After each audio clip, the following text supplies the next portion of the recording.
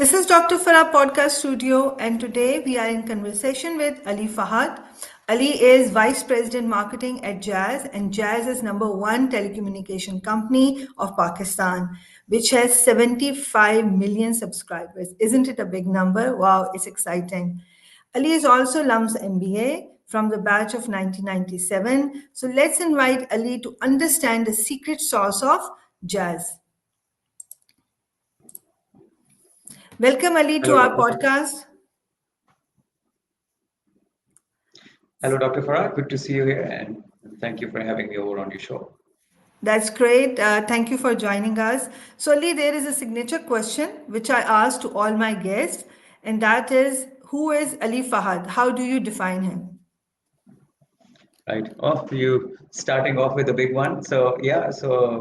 I'm an entrepreneur at heart, and I think that has been the core theme of whatever I've done, and I've had significant period of my career as an entrepreneur, which was in the early days of my coming out of grad school from LUMS, and post that in my journey, that spirit has carried on, and I believe the LUMS experience really helped me with that because the case study method and kind of viewing, organizations from different industries from various lens that helps you kind of look at whatever you do as whether it's your own thing or in a job is to look at to own things that you do, and that's been the course for me throughout.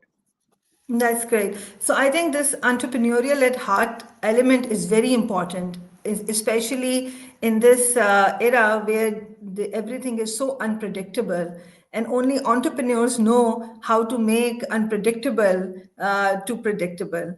That's it's good to hear from you. I have another question because you mentioned about LUMS and you mentioned about case studies. So LUMS MBA is a very practical degree, but it is an academic degree. So when you went to the practical world, was that transition difficult, easy? Tell us about that. I think it has helped me throughout my career from a practical implementation of things, because as I mentioned earlier that even as an entrepreneur, so what motivated me to be an entrepreneur was the opportunity at LUMS to look at various businesses, and that had evolved not from a Pakistani context only but from a global perspective. So that inspired me to be an entrepreneur. And as life panned out and I found myself uh, working for various organizations and also across various industries, from media while I was working for 10 Sports, then with White Drive, which was more in line with fixed broadband, and then at Jazz. So I felt that the LUMS method of education helped me adapt to various environments in an industry, and also my learning agility I felt evolved because of that course method. Another thing which I feel that really comes in very handy is the ability to voice one's view and how to articulate your thoughts when speaking on a forum. And I believe that LUMS and the class participation method work very well for me in terms of honing those skills. Yeah, definitely. And it also helps you breaking that clutter that you are in, this articulation. So let's talk about Jazz now. There is a concept in marketing which is called customer delight. So, customer delight means when you supersede the expectations of customers. Does Jazz delight its customers? So, Dr. Farah, and thank you first of all for sharing some of the work that you're doing on your book. And I was kind of going through that. And there is one thing that I really liked, which was in today's environment, marketing is not only about, knowing the obvious needs of the customer for which they would want your products or services, it's also the latent needs, which is not, they may not be able to identify clearly, but as a marketer you need to identify those. And that, I think, is the essence of delighting customers, and that right now is at the essence of what Jazz is trying to do through its transition from being a telco to a service co. And and the vision is a DO 1440 strategy of ours, which is, from a telecom operator, we are a digital operator, and the aspiration is to be relevant to our customers for the entire 1440 minutes of the day. So with that ambition in mind, the idea is to make sure that for every lifestyle choice that is digital in nature that our customers make, Jazz has to be relevant for that. And that is the essence of our customer experience philosophy, that for if we are to delight our customers, that has to be our ethos, and that's what we are pursuing. And I believe that we have had we have made considerable headway in that journey of ours. Yeah, sure. And definitely you have. Why? Because I've seen Jazz doing this digital transformation over the last 5 years. And so Jazz is no more a dumb pipe of airtime or SMS or data. It has created a digital ecosystem where you have different products and services. Now, talking about this digital ecosystem, what was the thought behind it when you were developing that? So yeah, and Dr. as you just pointed out, the conversations of a telecom being a dumb pipe versus having a greater purpose, they have been going on in the industry for at least the last 8 to 10 years, right? But it is defining the path of how does a telecom operator course correct or change its direction to do that. That I think has been the big debate. We in the last 4 or 5 years, set up that vision again, the relevance to our customers on in every day of every minute of their life on a daily basis. That helped us kind of break it down further, that if we are to have a play which is greater than just pure connectivity, what could be those avenues? And that came down to identifying their needs, which on and that the opportunity we had was access to data, consumer data, which helped us kind of break it down for us in terms of what is relevant for them, and how can we facilitate them on a regular basis. And I'll give you examples, right? Jazz Cash now, which is the largest digital financial services entity in Pakistan, is the first in that direction.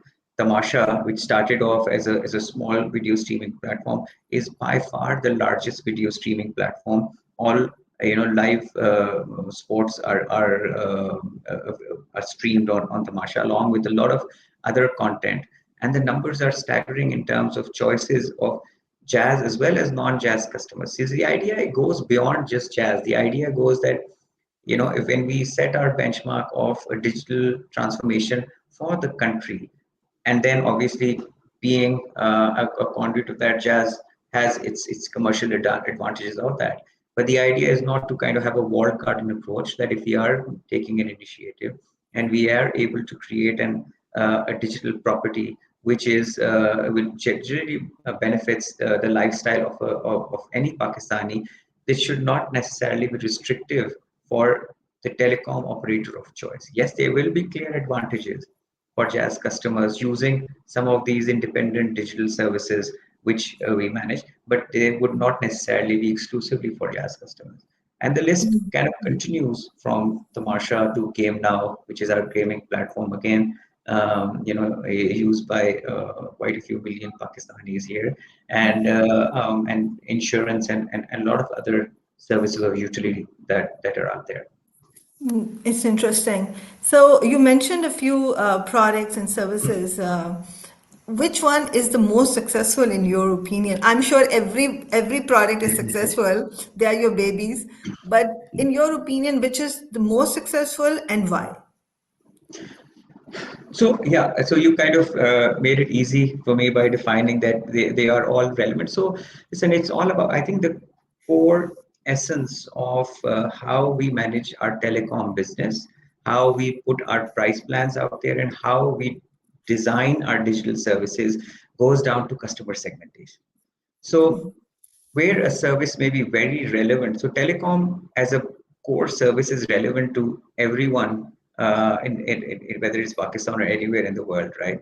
But when we talk about digital services, yes, a lot of them have mass appeal, and some are for smaller, relatively smaller customer groups. So if you ask me broadly, I think the overall digital transformation that Jazz Cash is bringing in the Pakistani economy and overall financial lifestyle of people is phenomenal. The and from so I think, and that's something that runs across the board, irrespective of which customer segment that you choose. The use cases that we have in Jazz Cash are the spectrum is so wide that it would impact in a positive way to everyone in the population. So that is a great service. But the interesting one, and I will share that as a maybe now or maybe later in our conversation, was the big challenge we had, that even for the most commoditized of services, which is core telecom, how do we differentiate for our different evolving customer expectations and needs? And so, or carving out a brand from within the core Jazz brand to serve a certain segment. So we can talk about it now or later. I leave that up to you. But that would be my favorite. Okay, we know I'm bringing to you that topic in a moment. So because you are saying that, of course, there are competitors as well of Jazz, and they're also providing the same service in terms of the talk time, the SMS, and the data.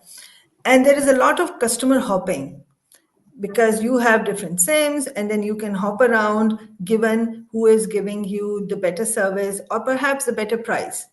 So, is this a challenge for you? And I think it's very much connected to what we were talking about, that how do you then differentiate? So, first question is this a challenge? And if this is a challenge, how are you overcoming that? Sure.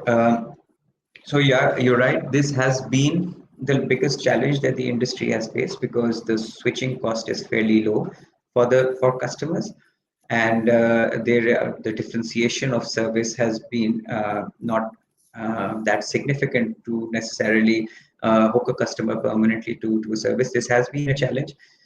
But we felt that, and this has at times led the industry to retain their customers, take a hit from a pricing and offering point of view by offering considerable freebies to their customers just to retain their customers, which in a way has led the industry into a spiral of competitive pricing, which has been very harmful for the industry in the past.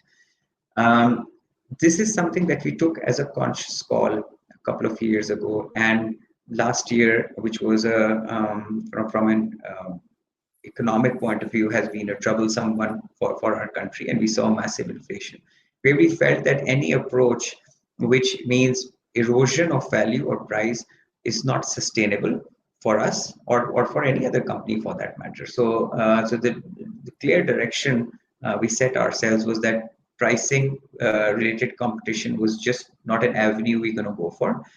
And the idea was to just zoom in into what our strengths are. So what our strengths are, Dr. Farrah, is exactly what we've been talking about, is our array of digital services, which distinguish us from our competition. And it's the efforts of kind of building those sort of store, cooking of those services which are ripe and ready now, is how do we leverage them. So we completely changed our pricing philosophy, where a direct comparison of minutes and GBs in different pricing bundles is something that we want to walk away from. We need our products to be priced at a certain point to make our business sustainable. And if our business is sustainable, only then can we invest in our core network to make it the quality, to maintain the quality that we are known for, against which Jazz retains its leadership and market presence. So the idea was that the business has to be healthy to be able to make to ensure that the quality of service remains the same.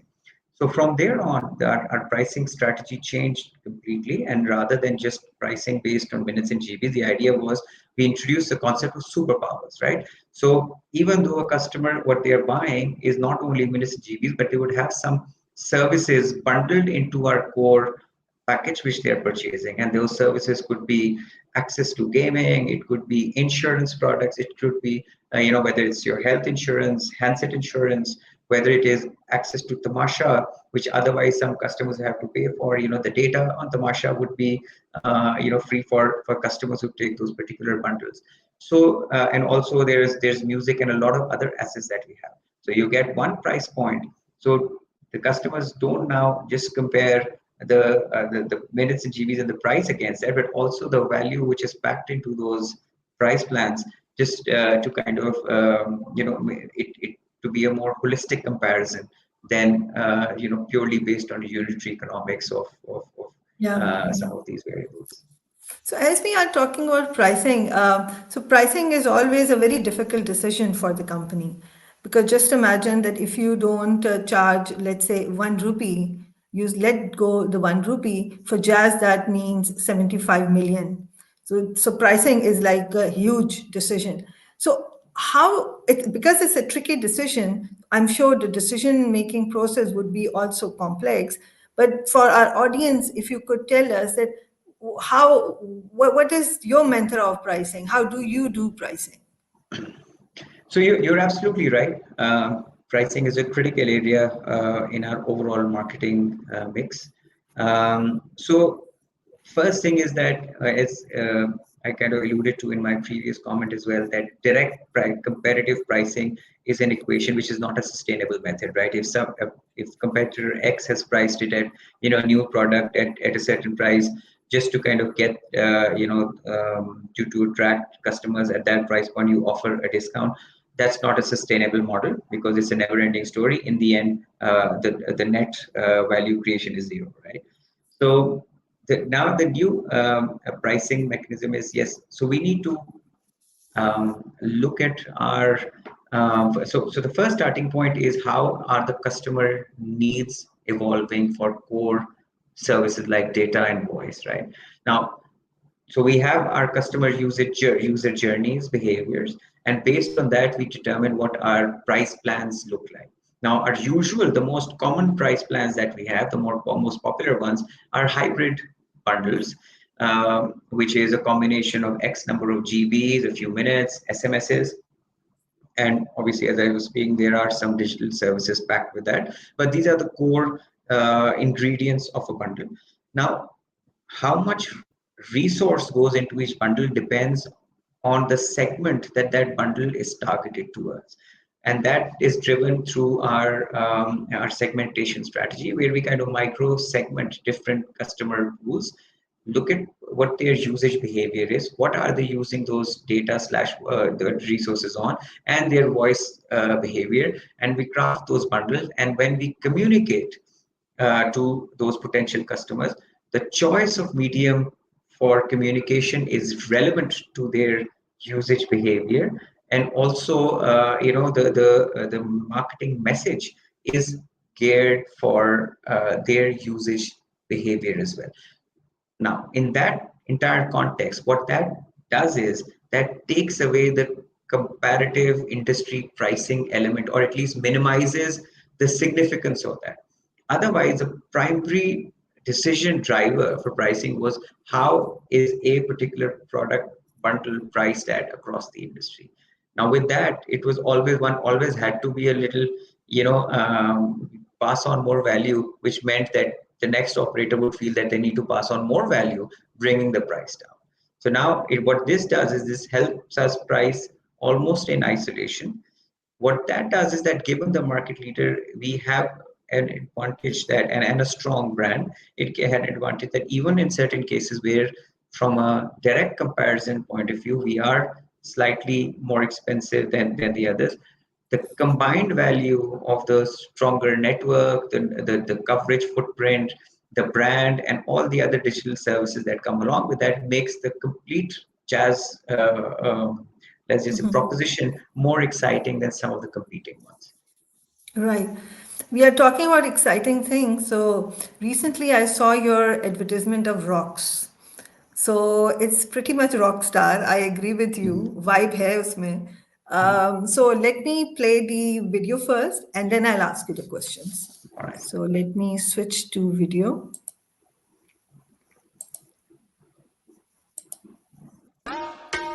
Vibes, camera, action. हमारी सब stories real हैं. Heroes, we don't need none.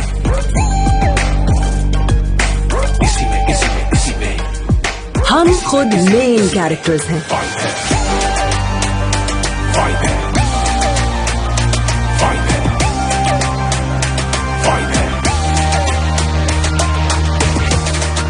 What we need is action.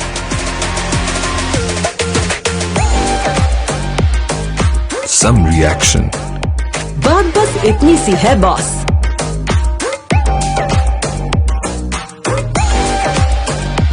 अगर real हो तो vibe है.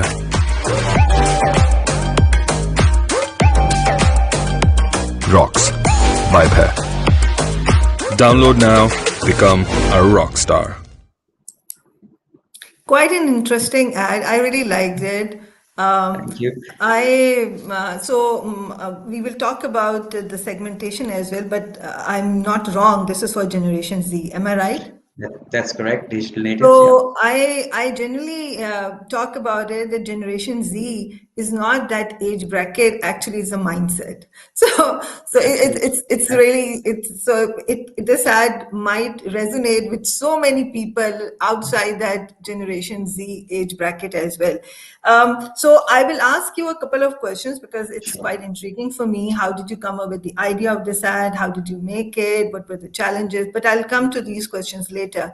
First, tell us, what is ROCKS and why did you come up with this idea? Sure. So yeah, and when earlier when you asked me, which is one of my favorites, so this is the one. This is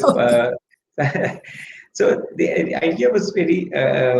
It is an interesting journey how we came up with the need of having something like ROCKS was when again it works down to segmentation.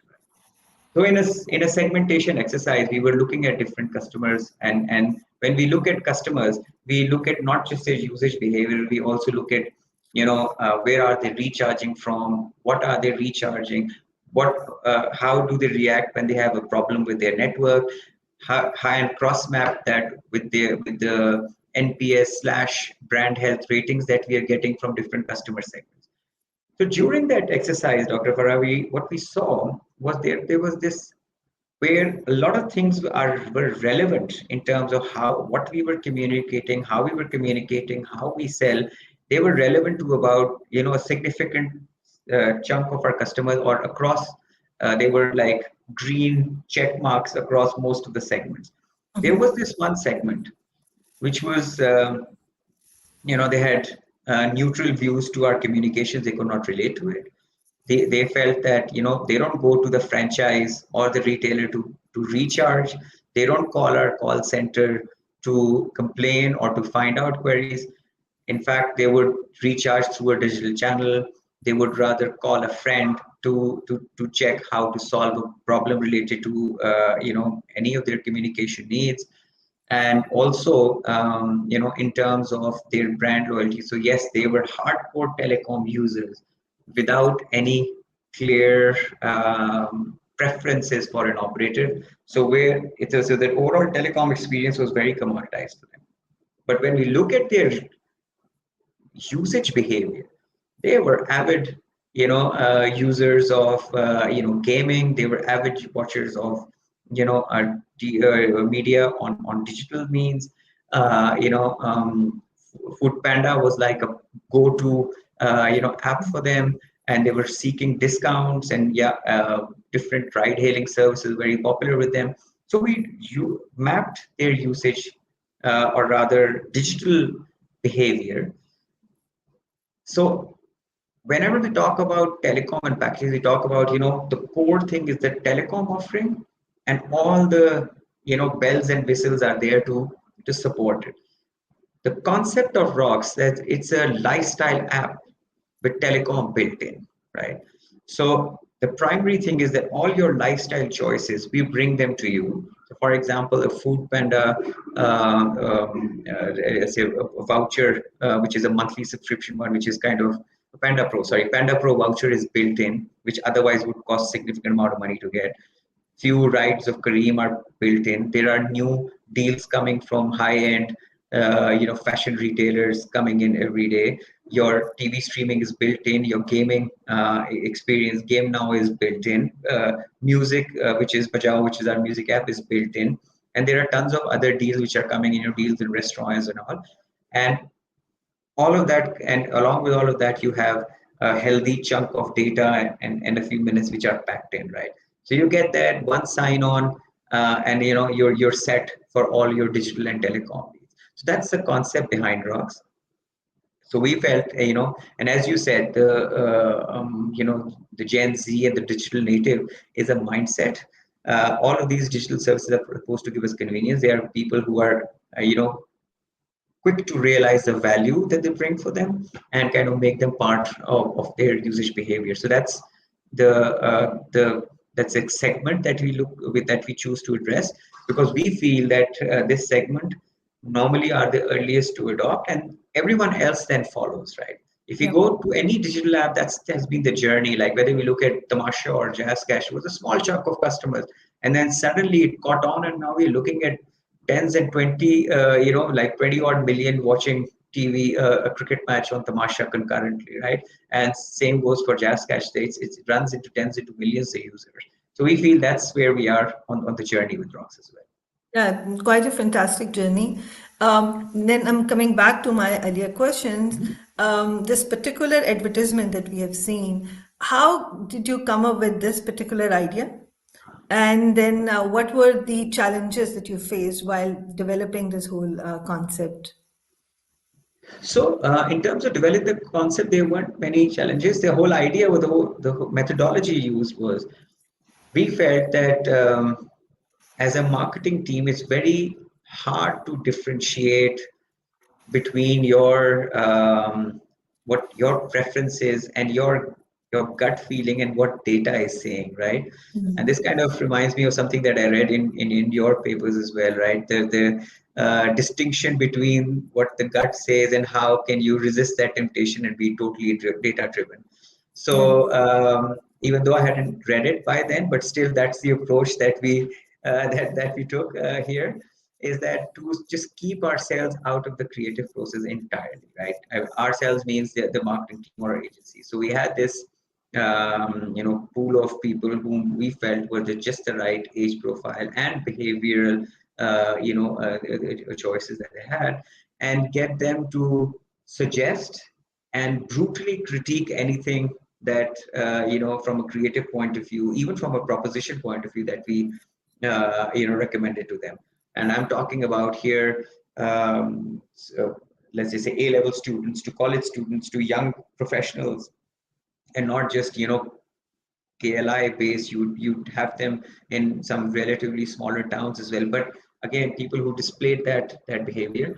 And one common theme, and I love that one. It was like when I said, "What does it mean?" Right? To you, it's like to be unapologetically yourself, right? So that's the theme behind it, that you are who you are. You don't necessarily have to, because that's what we saw about this generation, that they would not like something just because they are expected to like it, right? They would be voice their opinions, and that's the general independence that we wanted to display here, that we can't force you to like what we have to offer. This is something that you can you pick and choose and design based on what we feel, and what we have seen your preferences to be. And we are totally open to any critique or criticism in terms, and because we see that as a way of kind of making sure that we stay relevant to the audience that we want to tap. Yeah, that's and yes, this whole concept of being independent and being rather yourself is very important. I completely agree with you on it. So, going towards the last leg of our program, everything is amazing. We do businesses, we develop products, we develop different segments. But one thing which is very, very critical, and that is to sustain the growth. So if you don't have the vision to sustain the growth, then things might start crumbling up. So what is your vision, like as a marketer? What is your vision of sustaining the growth of Jazz and your products that we have been talking about? Right. So I think the summary is of that is that we have to keep evolving continuously. We need to keep innovating continuously. We need to rely very heavily on insights and data that we have. Being a telecom gives you that extra advantage of let's say monitor and see changing behaviors, changing preferences. But rather than just looking at as data points, we make them actionable, directional things that we adopt on. So which basically means from a pricing and how we package our products is has to be just right based on the evolving needs of our customers. We call are them superpowers now. That yeah, so we need to focus more on the superpowers that we develop. The superpowers have to be relevant to make, and as our job as an operator, as a digital operator, is to be an enabler for our customers. So so that they actually feel that jazz, as we call it, jazz meri superpower, that people feel that it is an important partner in unleashing the potential that they have through good, solid, reliable connectivity, through an array of digital services which they can use. And once we, if we are able to continue on that course, we'll be able to continuously get our customers to see the value that we create for them, and not necessarily, lead to the same binary, cost comparisons and pricing comparisons on minutes and GBs, which we feel will not help our industry to grow or our customers to kind of fully take full advantage of what their operators can be. Yeah, cool. My last question. Any message for the potential marketers? Yeah, it's an exciting environment for us to be in, because it's very dynamic. I talk to some of my friends here who work in similar positions in different markets, and clearly from a telco point of view, I can tell you that when we compare where we are as a in the evolution of our industry in terms of telcos actually venturing and successfully venturing into the digital arena or digital products area, we are quite well evolved and ahead of a lot of the markets, even developed markets which are otherwise quite forward looking from a telecom point of view. And from a digital point of view, we are in a good space, and the pace is phenomenal here, right? So I believe that the environment is rich. What the extra dynamics to marketing that there are in a economic environment such as Pakistan gets you like razor sharp, and the strategies that you need to kind of devise are very dynamic. So it's both exciting, it is kind of nerve wracking in a lot of ways, but if you enjoy that chaos, this is the area to be in, and there is tons to be done, because the speed at which a lot of the market resources become available in Pakistan, whether I'm talking about human capital in particular, that I think is quite spectacular, and something which as a marketer and in the industry of innovation can really leverage. Thank you, Ali. I think we had a very interesting talk from the learning perspective as well. We learned your brands better. I now have a very clear idea about rocks, which if I would be in Pakistan, I would have moved to rocks, but I cannot do it right now. But yeah, but that sounds quite interesting. So thank you for joining us. I hope you've enjoyed the questions, and we have enjoyed the answers certainly. Have a good day. Right. Take care. Thank you so much. It was